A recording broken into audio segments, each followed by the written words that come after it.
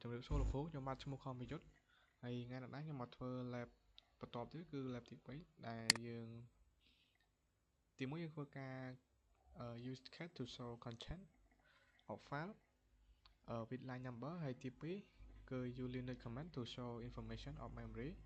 ហើយទី3 use Linux command to print all process associated with your user ហើយទី4 use find command to file all size over 5 MB ហើយទី5 use grep command to find word error in all file in ដែលមាន var ស្មើសារ log ហ្នឹងហើយទី6ចុងក្រោយគេហ្នឹង use awk to print only username from file ដែលមាន etc password ហ្នឹងហើយដើម្បីចូលការងារហ្នឹងទី1យើងធ្វើការ cat វា cat.m cat.m មានន័យថាយើងធ្វើការចូលសម្រាប់បង្ហាញដូច content read.n មានន័យថាបន្ថែមលេខបន្ទាត់នៅពីមុខអញ្ចឹង .n/etc យើង tab មក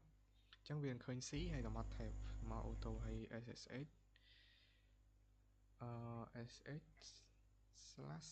sh/s b underscore config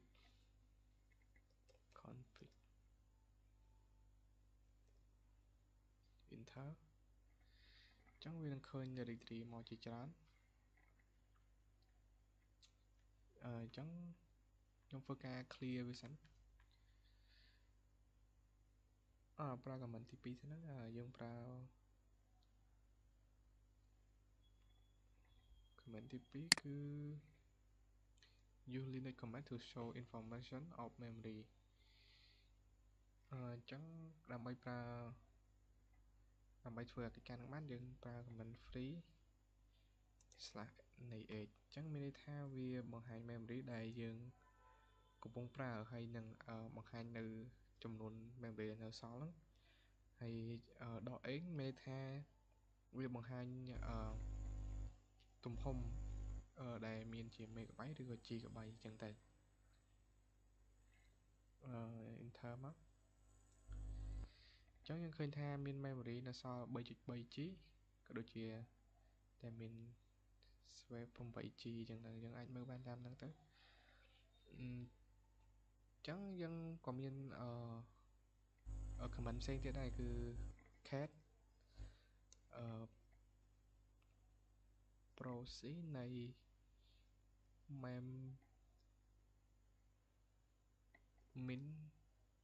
mem.info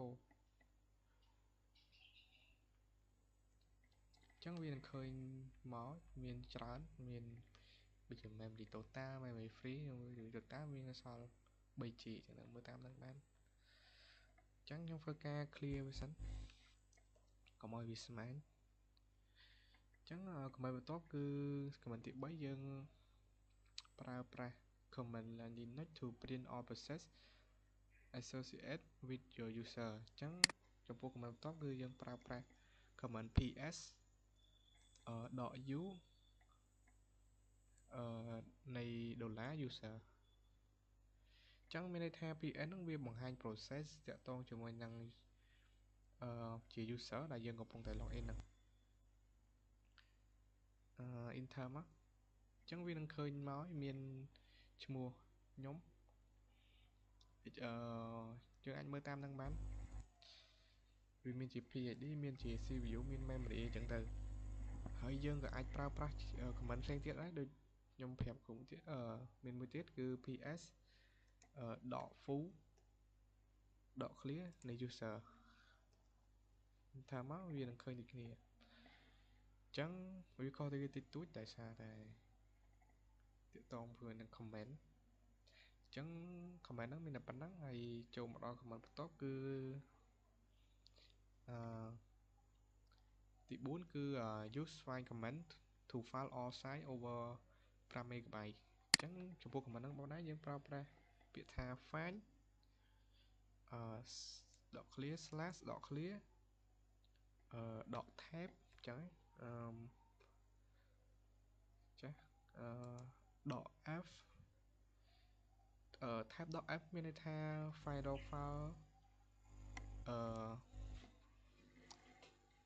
find tab ដែលមានពាក្យថាអក្សរ f ហ្នឹង you find comment to file all size មានអញ្ចឹងfind តែ file ហើយធ្វើការដក clear ដក size មានន័យថាទំហំផ្លុកផ្ទុកមកវាបូកមានន័យថាច្រើនជាង5 MB 2មានធំជាងdeal ហើយ null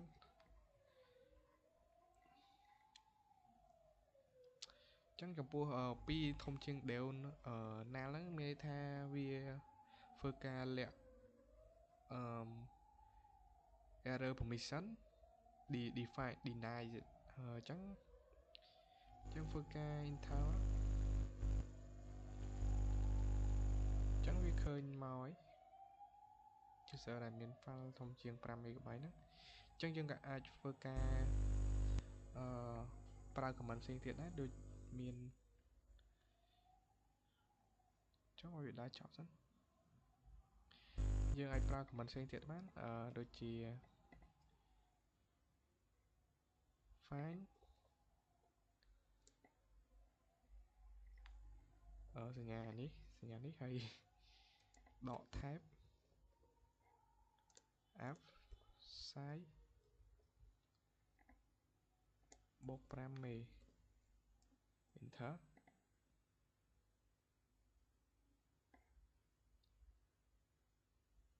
ចុះមិនឃើញអីចឹងអញ្ចឹង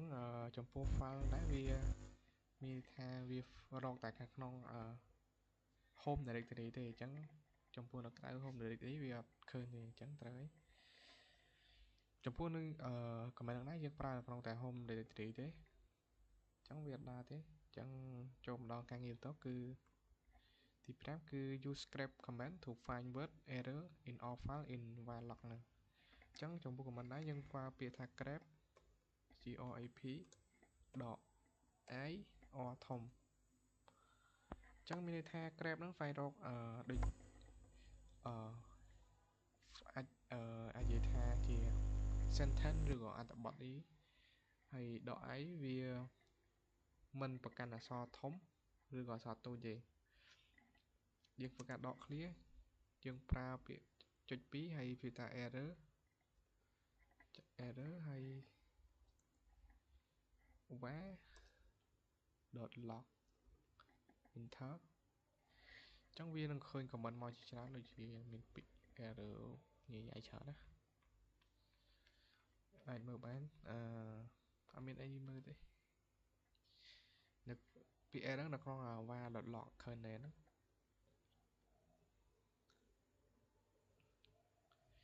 ចឹង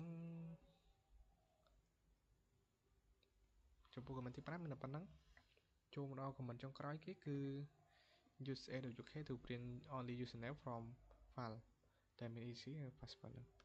ចឹង clear ទៅវាសុខស្មាញច្រើនណាជឿក្បាលចឹងចំពោះ comment បន្ទាប់ហ្នឹងគេប្រើប្រាស់ command ថាពាក្យ awk ដក app ធំមានន័យថា app ធំហ្នឹងវាធ្វើការកំណត់ separator មានន័យថាបើសិនជាដុល្លារ1វាមានន័យថាជា field ទី1មានតែ username ណាអញ្ចឹងធ្វើការចុច2 single quote ដូចគ្នាធ្វើការ print នេះគេ only username from file អញ្ចឹងដុល្លារ1ជប់ដុល្លារ1មានថាវាជា field ទី1នៃ username ហ្នឹងអញ្ចឹងធ្វើការ etc វា slash etc នៃ pass wd enter អញ្ចឹងវានឹងចេញមកហើយមាន root មាន daemon មាន bin អញ្ចឹងទៅអញ្ចឹងចំពោះ lab ទី3របស់ខ្ញុំមានតែប៉ុណ្ណឹង